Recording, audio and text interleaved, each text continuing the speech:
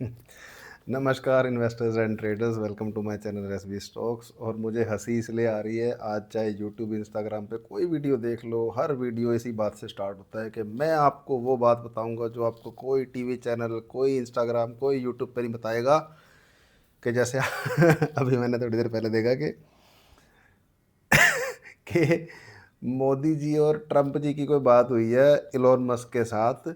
वो मीडिया वालों ने नहीं बताई, पर वो भाई साहब को पता है, गंजे से है, टकले से है। कि उसको बताइए स्पेशली फ़ोन करके, और वो उस बारे में भाई साहब वीडियो बना रहे हैं और लोग उसको देख भी रहे हैं। तो चलो, मैं सिर्फ एक ही बात बोलता हूँ कि एंटरटेनमेंट के लिए देखना, चलो ठीक है, देखते रहो। जैसे मेरी भी फीड में आ ही जाते हैं, हर तरह का कंटेंट आता है, पर डिसीजन लो सही तरीके से। और एक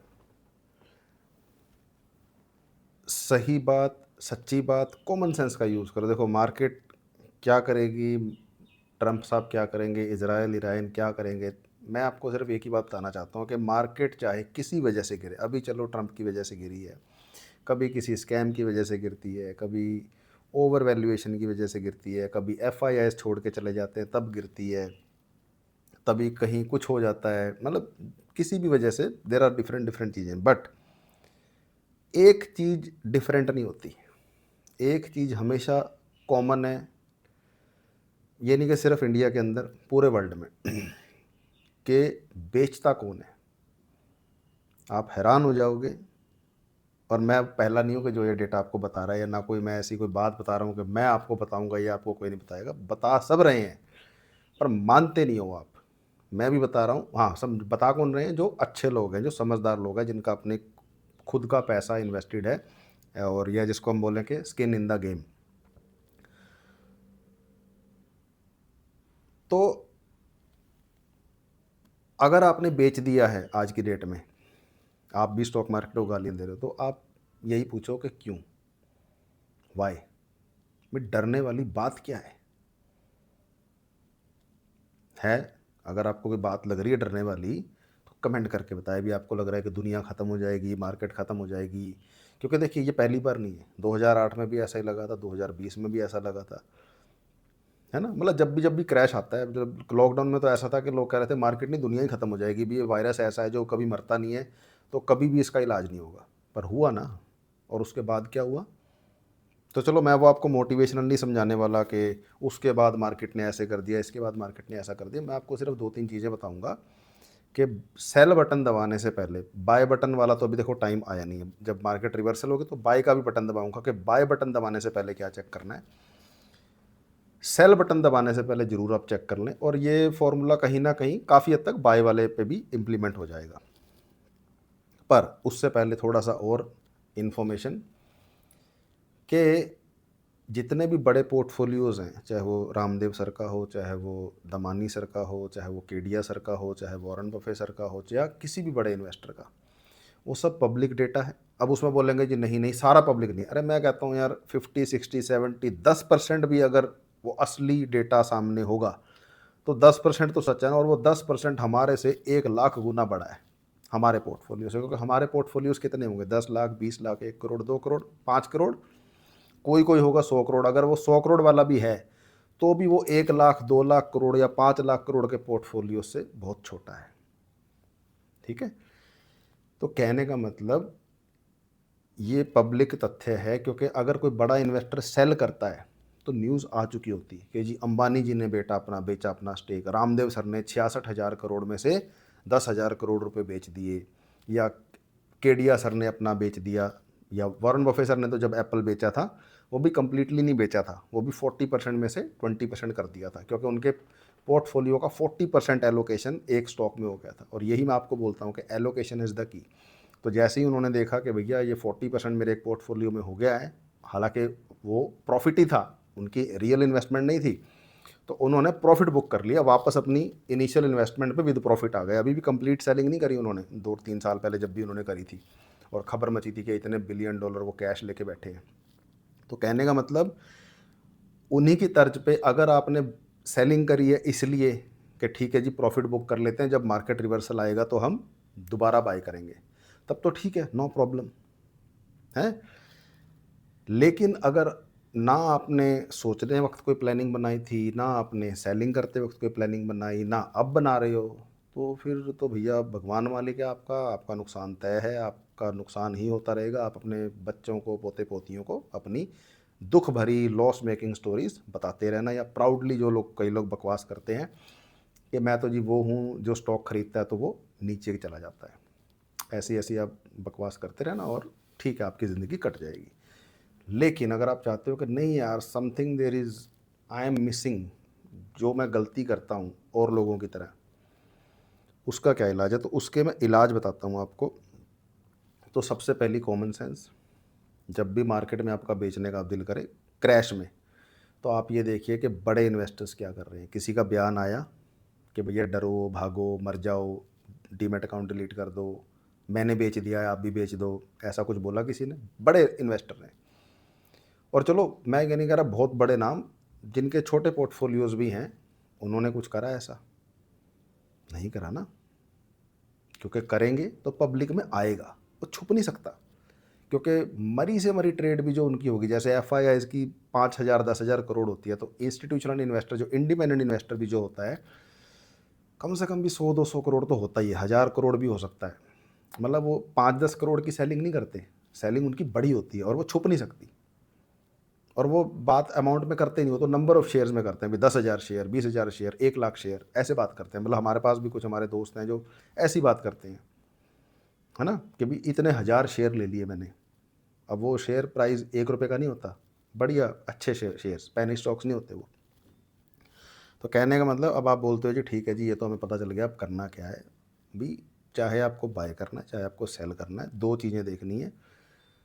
पब्लिकली अवेलेबल है, कहीं भी किसी भी स्क्रीनर पर जाके देख सकते हो, और नहीं तो हमारा एक मोतीलाल की तरफ से ऐप है, रिसर्च ऐप भी है, वेबसाइट भी है, रिसर्च 360, उसका पेड वर्जन भी है, उसका फ्री वर्जन भी है। आपको फ्री वाले वर्जन में ये देखने को मिल जाएगा, नहीं तो टिकर टेप है, मनी कंट्रोल है, screener.in है, और भी बहुत सारी चीज़ें हैं, ट्रेडिंग व्यू भी है। ट्रेडिंग व्यू पे आपको ये डेटा नहीं मिलेगा, शेयर होल्डिंग पैटर्न नहीं मिलेगा, आपको ट्रेंड लाइन पे मिल जाएगा। ट्रेंड लाइन पे आपको सारे पोर्टफोलियोज मिल जाएंगे, बड़े बड़े इन्वेस्टर के, मतलब बड़े इन्वेस्टर्स के अगर आपको पोर्टफोलियोज चेक करने हैं तो आप ट्रेंड लाइन पे जाके चेक कर सकते हो। अगेन, मेरे को इन किसी भी वेबसाइट ने पैसे नहीं दिए, ना मैं प्रमोशन कर रहा हूँ, मैं आपको बता रहा हूँ कि भी आपको एनालाइज, क्योंकि देखिए सबके साथ मैं काम नहीं कर सकता रियल वर्ल्ड में, है ना। तो और ऑनलाइन मेरा आने का मकसद क्या है कि भी जो काम मैं फिज़िकली कर रहा हूँ, अब सारा काम मैं ऑनलाइन नहीं कर सकता, बट जितना मुझे अलाउड है सेबी की तरफ से और यूट्यूब पॉलिसीज़ की तरफ से, उसके हिसाब से जितना मैं कर सकता हूँ, तो किसी भी स्क्रीनर पे जाके आप शेयर होल्डिंग पैटर्न चेक कीजिए। मैं आपको दावे के साथ कह सकता हूँ 90%, मैं ऑप्शन ट्रेडिंग की बात नहीं कर रहा कि 90% लूज, नो, 90% आप देखेंगे स्टॉक्स के अंदर, ये भी मैटर नहीं करता कि बड़े हैं या छोटे हैं, या ब्लू चिप है या पेनी स्टॉक्स है, स्मॉल कैप है, मिड कैप है, निफ्टी 500 की यूनिवर्स में है कि निफ्टी 500 से बाहर है, या इस सेक्टर के हैं उस सेक्टर के, मैटर ही नहीं करता। एक कमाल की चीज़ आपको देखने को मिलेगी, जैसे मैंने आपको बोला ना कि वॉर के अंदर सिर्फ रिटेल इन्वेस्टर सेल करता है, ऐसे ही जिस कंपनी को प्रमोटर खरीद रहा होगा, जिस कंपनी को एफआईआई खरीद रहा होगा, जिस कंपनी को डीआईआई मतलब डोमेस्टिक इंस्टीट्यूशनल इन्वेस्टर खरीद रहा होगा, म्यूचुअल फंड वाले खरीद रहे होंगे, उसमें से पब्लिक बाहर जा रही होगी। क्यों? कोई लॉजिक नहीं है। मैक्सिमम टाइम क्या होता है, कोई न्यूज़ आई है जी, वो न्यूज़ की वेरिफिकेशन नहीं करनी, या उस न्यूज़ का असल में क्या इम्पैक्ट है, कंपनी आपकी बर्बाद हो जाएगी क्या, धंधा ही बंद हो जाएगा क्या? कमाल कर रहे हो यार। तो कहने का मतलब, शेयर होल्डिंग पैटर्न चेक कीजिए। दूसरा, दो चीज़ें इकट्ठी भी कर सकते हो, दोनों में से एक काम भी कर सकते हो, वो ये कि डेप्ट और प्लेज ज़ीरो हो, ऐसी कंपनी में रहिए।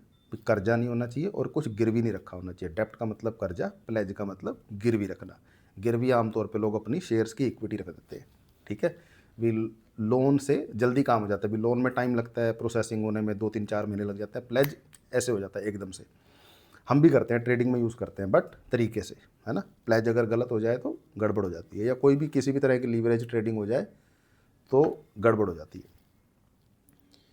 दूसरा आ जाती है नेट इनकम। नेट इनकम या नेट प्रॉफिट क्या होता है, या एबिडा मार्जिन, तीनों में से जो समझ में आ जाए। मतलब एक है कि कंपनी पैसे कमा रही है प्रॉफिट में कि नहीं है। तो जो कंपनी प्रॉफिट में नहीं है, जो धंधे में प्रॉफिट नहीं है, उस तरफ आपको जाना क्यों है? ठीक है, तो ऐसी कंपनी से दूर रहें। अब या तो आप ये कर सकते हैं कि जिस कंपनी में ज़ीरो डेब्ट और ज़ीरो प्लेज होगी मैं उसी में इन्वेस्ट करूँगा, या ज़ीरो डेब्ट और ज़ीरो प्लेज के साथ नेट इनकम, एबिटा मार्जिन या नेट प्रॉफिट, जो भी भाषा आपको समझ में आए, क्योंकि हर स्क्रीनर पे अलग अलग वर्ड्स यूज़ होते हैं। और इसके लिए आप गूगल या एआई का यूज़ कर सकते हो कि नेट प्रॉफिट को और क्या क्या कहा जाता है, एबिटा मार्जिन को और क्या क्या कहा जाता है। ये बहुत 2 मिनट के काम है आजकल, ढंग से अगर यूज़ किए जाए। अब आप एआई से ये पूछोगे कि भैया मैं बेस्ट स्टॉक्स टू बाय, वो गलत ही बताएगा, है ना, क्योंकि अगर ऐसा होता फिर तो सारे लोग करोड़पति बन चुके होते। बट अगर आप ये एक सिस्टम फॉलो करोगे, भी शेयर होल्डिंग पैटर्न चेक करो कि जिस स्टॉक्स में से एफआईआई बाहर निकल रहा है, प्रमोटर बाहर निकल रहा है, आप उसमें एंटर कर रहे हो तो बेवकूफ़ी। और जिसमें वो बाय कर रहे हैं और आप बाहर निकल रहे हो, आप सेल कर रहे हो, प्रमोटर बाय कर रहा है, एफआईआई बाय कर रहा है, डीआईआई बाय कर रहा है, म्यूचुअल फंड बाय कर रहे हैं, तो आप क्यों निकल रहे हो भाई? हाँ, अगर तो आपने लकीली, आपकी किस्मत अच्छी थी, आपने सही समय पे ख़रीदा और आपको लग रहा है कि यार मैंने इनफ प्रॉफिट कमा लिया है एक्स वाई जेड कोई भी सेक्टर या कंपनी से, तो ठीक है। मतलब जो भी डिसीजन ले, साउंड डिसीजन ले। मतलब कोई आपसे पूछे कि भैया क्या सोच के इन्वेस्ट किया था, या जैसे वही 4 बातें, what to buy, when to buy, how much to buy, when to sell, भी क्या खरीदोगे, ये क्या तक आप पहुंचोगे कैसे। जैसे हम अक्सर पूछते हैं कि ठीक है भैया एक्स वाई जेड ये कंपनी आपके पोर्टफोलियो में है, इस तक आप पहुंचे कैसे। जैसे अगर आप मेरी बात करो, जैसे मैंने आपको बोला, ऐसे ही मैं भी स्क्रीनर पर जाके अपने फिल्टर्स लगाता हूँ। जैसे मैंने आपको 2 बताए हैं, मेरे 3-4 फिल्टर और हैं। ऐसे ही फिल्टर लगाता हूँ तो 5,000 कंपनीज़ में से आज की डेट में निकल के आती हैं 272 कंपनीज़, जिसमें से 268 270 मतलब 4-5 कंपनीज़ का ऊपर नीचे चलता रहता है। कहने का मतलब 268 टू 275 के बीच में रहती हैं 5,000 कंपनीज़ में से। और यही सेम फिल्टर्स मैं अगर लगाता हूँ निफ्टी 500 में, तो कंपनीज़ निकल के आती है 90 टू 92। मतलब ये 90 टू 92 वो कंपनीज़ हैं जो मेरे फ़िल्टर में आती हैं, मतलब पूरी स्ट्रैटेजी में फिट आती है कि मैं एक-एक कंपनी पे बढ़िया अमाउंट ऑफ पैसा लगा सकता हूँ। पर अब बात वही है कि 90 भी बहुत ज़्यादा है, क्योंकि कंपनी तो 5, 10, 15 मैक्सिमम, ज़्यादा हद मार के 20, 5-5% की एलोकेशन करोगे तो। क्योंकि उससे ज़्यादा अगर 30, 40, 50 कंपनी का पोर्टफोलियो, फिर तो पैसे बनेंगे ही नहीं, फिर तो चाहे 1,000 करोड़ हो आपके पास। तो अब वो कैसे ढूंढा जाए?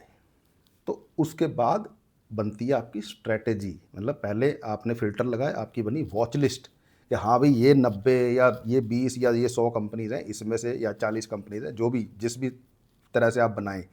और अगर आप ऐसा नहीं करते हो तो यू आर मिसिंग पजल। क्यों नहीं, तो अदरवाइज आप कैसे डिसाइड करोगे? आप मतलब क्या ऐसे तुक्का मारोगे? चलो जी अंबानी जी की खबर आ गई, अंबानी जी की कंपनी ले लेते हैं, टाटा जी की कंपनी आ गई, टाटा जी का ले लेते हैं, जोमेटो की अच्छी खबर आ गई तो जोमेटो ले लेते हैं। नहीं, खबर पे नहीं होता भाई। अपना सिस्टम बनाओ कि आपके गोल्स क्या हैं, आपका रिस्क एपेटाइट क्या है, आप मार्केट में क्यों आए हो, 3 साल के लिए आए हो, 2 साल के लिए आए हो। अगर 3 महीने के लिए आए हो, 6 महीने के लिए आए हो, फिर तो मत ही आओ,